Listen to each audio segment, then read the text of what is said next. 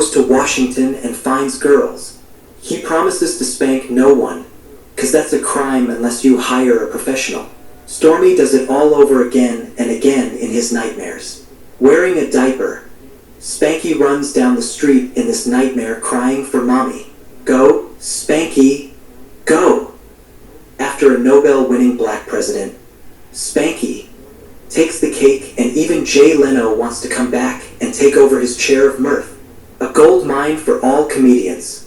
Spanky is it, the ultimate buffoon and terror of foreign dictators. Obama scared no one.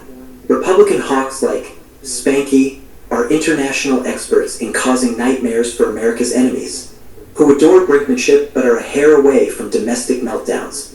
China's bankrupt, and Spanky can give that gentle push to a Chinese Communist Party overthrow after COVID. But alas, Spanky is in court. Will Spanky win? Will his dream of terrorizing foreign dictators still shine? Stay tuned, folks. Spanky will always come out shining.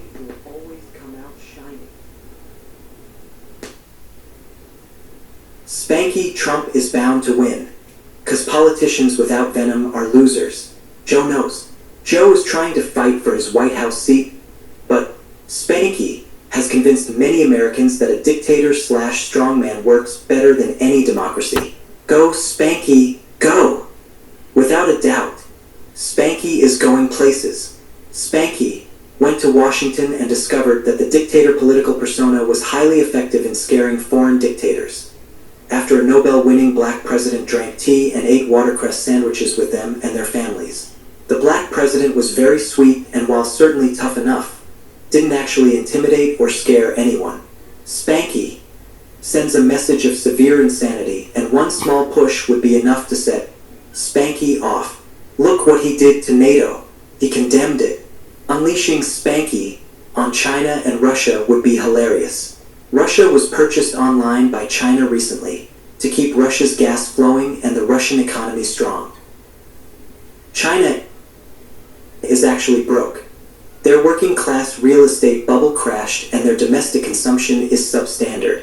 So China needs your jobs.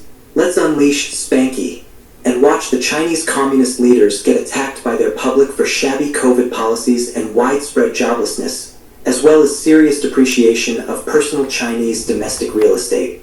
Right now, the greedy mayors in China, who are quite broke after COVID, are arresting anyone who ever paid a bribe in the past 30 years to recoup their recent municipal losses during the past 5 years. Spanky can help. Spanky can do anything.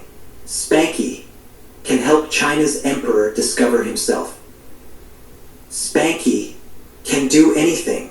Once Spanky can explain to him that a sustainable international economy is the way to go after COVID, China's president might realize that Spanky is smart. The Chinese superior way of international brinkmanship allows for instantly changing Russia as a friend, due to Russia's need for intensive political pampering of their paranoid public. Putin being booed locally makes him a mere puppet for China's president. Yawn. This Chinese leader is way over his head with capitalism and COVID's gruesome twosome. Perhaps the Emperor of China and Spanky could have a tea party and discuss peaceful professional international cooperation, instead of China purchasing international geopolitical insurance. Perhaps at the United Nations? Spanky versus Joe Biden? Which old white guy will be left still standing after the federal political battleground of 50 states? Will it be Spanky? Will it be home arrest? January 6th repeated?